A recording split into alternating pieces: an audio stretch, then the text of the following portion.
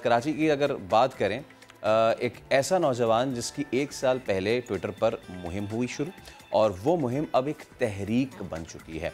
नौजवान का मकसद था महंगाई और कोरोना के इस माहौल में किताब पढ़ने को फ़रोग़ देना और सिंध रीडर्स के हैशटैग से महक इस मुहिम का आगाज़ किया है और लोगों से अपील की है कि इन्हें किताबें भेजें ताकि वो किताबों में दिलचस्पी रखने वाले लोगों और लाइब्रेरीज़ को किताबें भेज सकें।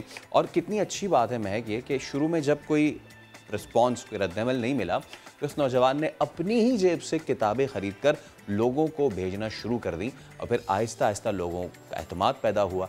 लोगों ने ना सिर्फ किताबें बल्कि रकम की सूरत में भी मदद की और वो ना सिर्फ अब कराची बल्कि दीगर शहर की लाइब्रेरीज़ और लोगों को भी किताबें ये भेजने लगा और यही हमारे साथ भी मौजूद है। बिल्कुल, संजय हमें ज्वाइन कर चुके हैं। संजय राजा, संजय बेहद शुक्रिया, आपने एक मुहिम का आगाज़ किया और हमें पता है कि सोशल मीडिया पे फ़ौरन से कोई चीज़ जो है ना इतनी वायरल नहीं हो जाती। ये 10 में से कोई 3-4 चीज़ें ही होती हैं जिनको आपको फ़ौरन से हाइप मिलती है, अदरवाइज़ आपको बड़ी मेहनत करनी पड़ती है।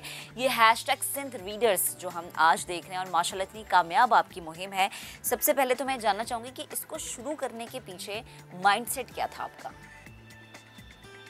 जी, बस ये एक्चुअली जब कोविड स्टार्ट हुआ था तो हर कोई जो है घरों पे मैसूर था और शदीद लोग अपने माली मसाइल और समाजी मसाइल की वजह से डिप्रेशन का भी शिकार थे। क्योंकि मैं सोशल वर्क तो पहले भी अपनी यूनिवर्सिटी लाइफ में करता रहा था, तो फिर मुझे एक दिन ख्याल आया कि क्यों ना लोगों को किताबें दी जाएं, घर पे पहुंचा के तो उनका वक्त भी अच्छा गुजरे और यूं उनके इल्म में भी इजाफा हो। और मैंने एक स्टडी की है कि हमारे सोसाइटी में खास तौर पे पाकिस्तान में जो है ना reading culture non academic books का बहुत कम था। तो एक ख्याल आया मुझे कि फिर मैंने किताबें देना इंडिविजुअल्स को स्टार्ट की, लाइब्रेरीज को स्टार्ट की।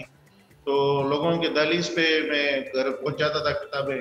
ट्विटर के जरिए मैंने सिंध रीड्स एक हैशटैग के नाम से स्टार्ट किया। पहले तो ज़हन में था कि मैं सिंध और बलूचिस्तान को फोकस करूंगा, मगर ट्विटर पे स्टार्ट करने के बाद मुझे हर जगह से जो है ना रिक्वेस्ट आना शुरू हो गई। तो फिर मैंने पूरे पाकिस्तान में किताबें देना शुरू की। तो अब मैं कोई 2000 से ज़्यादा किताबें दे चुका हूँ, जिसमें बलूचिस्तान, सिंध और अपना एक्स फाटा की लाइब्रेरीज शामिल हैं, स्कूल्स शामिल हैं और 400-450 के करीब इंडिविजुअल्स शामिल हैं। और उनमें ज़्यादातर वो इंडिविजुअल्स हैं जो खरीद नहीं पाते, जो अफोर्ड नहीं कर पाते किताबें। फिर उनको जब हमारी तरफ से किताबें मिलती हैं वो बड़े खुश होते हैं और अपना इल्म का सफ़र वो आगे बढ़ाते हैं। तो ये सिलसिला इस तरह चल रहा है अल्लाह के करम से। अच्छा संजय भाई, ये बताएं, अभी भी आप इसी काम में जुटे हुए हैं और गालिबन लाड़काना पहुंचे हुए हैं यही बुक्स देने के लिए, ऐसा ही है?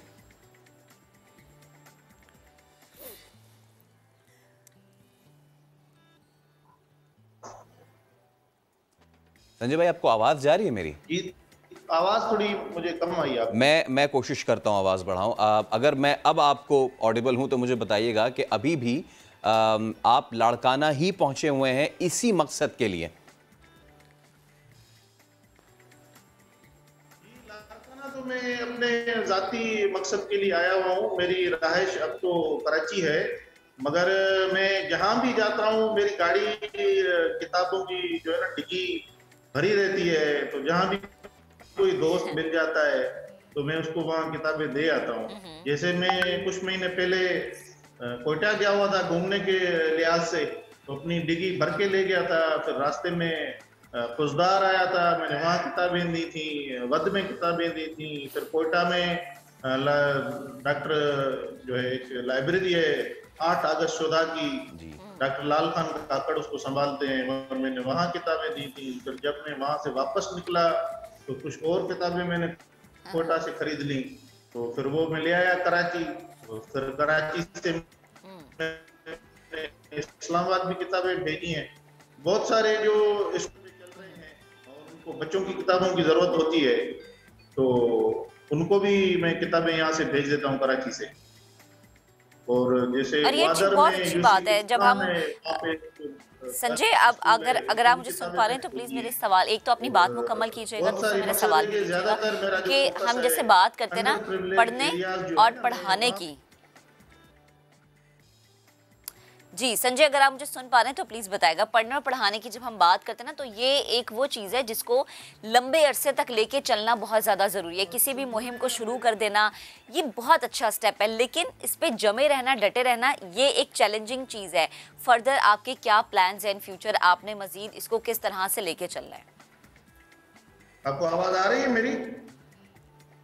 जी जी बिल्कुल, आपकी आवाज आ रही है।